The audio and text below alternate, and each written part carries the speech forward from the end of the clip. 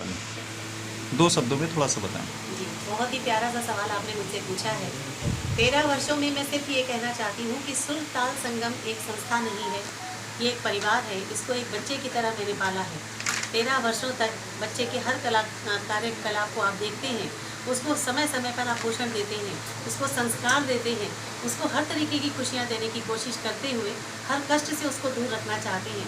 एक माँ जैसे पोषित करती है, वैसे सुल्तान संगम को मैंने 13 वर्षों तक पाली पोषित किया है। ज़्यादातर जब बच्चा बड़ा होता है तो सबसे पहले गार्जियन ये कहता है मेरा बच्चा पढ़ लिख करके बड़ा हो जाए। संगीत के प्रति ज़्यादातर लोगों का रुझान नहीं रहता है, ऐसे में क्या कहना चाहेंगे?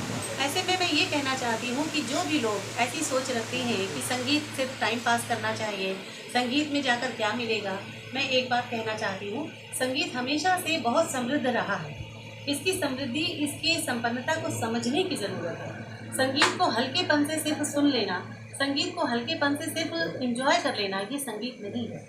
और स्पेशली अगर मैं भारतीय संगीत की बात करूँ, ये एक विधिवत साधना है, ये गुरुमुखी विद्या है, ये ऐसी तपस्या है जिसमें जो लग जाता है उसको निश्चित ईश्वर की प्राप्ति होनी ही होती है, उस पर ईश्वर की कृपा होनी ही होती है। और हमारे भजन सम्राट पद्मश्री अनूप जलोटा जी इसका बहुत ही ज्वलंत उदाहरण पूरे विश्व के सामने है। बहुत अच्छा नाम आपने लिया श्री अनूप जलोटा जी का। मैम ये पूछना चाहूँगा इन 13 वर्षों में कौन कौन से ऐसे कार्य आपके संस्था ने किए जो पूरे यूपी को लेकर के हैं, कुछ मुख्य कार्य ऐसे? जी, हमारी संस्था के नाम के साथ आप एक टैगलाइन कई बार देख चुके हैं, internationally famed cultural and social organization. इसका मतलब है कि अंतर्राष्ट्रीय स्तर पर अब हम ख्याति प्राप्त कर रहे हैं। ऐसी ये सामाजिक और सांस्कृतिक संस्था है। जहाँ सामाजिक और संस्कृति की बात करें तो समाज में भी बहुत सारे ऐसे दायित्व होते हैं जो हमारी संस्था और हमारे संस्था के प्रमुख पदाधिकारी आगे से आगे बढ़कर पूरा करना चाहते हैं। हमारा कोई भी कार्यक्रम, हमारा कोई भी कार्य, कोई भी चीज़ बिना संगीत के नहीं होती। हमारी संस्था एक से एक बढ़कर कलाकारों से बनी हुई है। यहाँ पर लगभग 50 से ऊपर हमारे पदाधिकारी हैं जो यदा-कदा हमको सामाजिक कार्यों में भी सहयोग करते हैं। उनके सहयोग से हम लोग हर वर्ष कुछ संकल्प लेके चलते हैं, जिनमें हर मकर संक्रांति को हमारी संस्था की तरफ से अन्न का दान और वस्त्रों का दान किया जाता है ज़रूरतमंदों के लिए।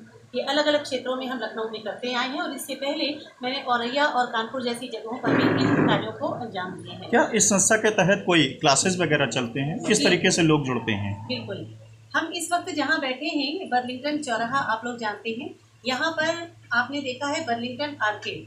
बर्लिंगटन आर्केड के 24B में इस वक्त हम बैठे हुए हैं, जहाँ हमारी कक्षाएं संचालित होंगी और ये कक्षाएं कल अनूप जलोटा जी के द्वारा विधिवत संचालित करने का हमारा संकल्प है, क्योंकि उन्हीं के हाथों यहाँ पर इसका उद्घाटन होना है।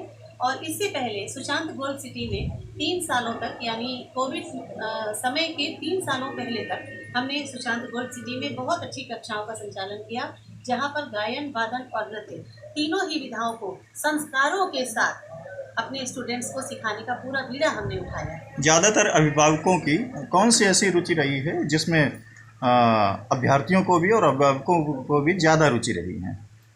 मतलब कौन सी ऐसी कला सीखने के लिए आपके पास में ज़्यादा स्टूडेंट आते हैं? जी, अगर मैं विधा की बात करूं तो सबसे ज़्यादा अगर हमारे पास स्ट्रेंथ सुर ताल संगम में आती है वो होती है सिंगर्स की, यानी कि गायकों की और गायिकाओं की, क्योंकि गायन करने के लिए उम्र का कोई बंधन नहीं है। अगर हम नृत्य की बात करें तो आप 3 साल के बच्चे को नृत्य अगर करवाएंगे तो शायद आप उसको शास्त्रीय नृत्य नहीं सिखा पाएंगे, लेकिन अगर हम किसी को गायन सिखाएंगे तो वो बच्चा हमारे साथ धीरे धीरे। मैम आजकल तो ज़्यादातर वेस्टर्न का लोग ज़्यादा जो है उसमें रुचि रख रहे हैं, इसमें क्या कहना चाहेंगे? क्योंकि शास्त्रीय संगीत ज़्यादातर जो है विलुप्त होता चला जाता है। इस बारे में बहुत गंभीर विषय है। इस बारे में मैं बिल्कुल कहना चाहती हूँ कि हमारे युवा वर्ग और बाल वर्ग को बहुत संजोने की ज़रूरत है।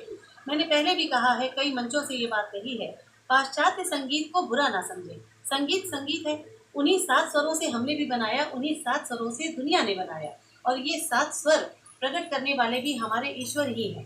अपनी संस्था की तरफ से 2 शब्द कुछ अभिभावकों को कहना चाहेंगे? बिल्कुल, अभिभावकों से एक ही निवेदन रहेगा कि अपने बच्चों को संगीत से जोड़कर रखें, क्योंकि कोविड काल हमको ये बता गया है कि दुनिया में कुछ भी स्थायी नहीं है।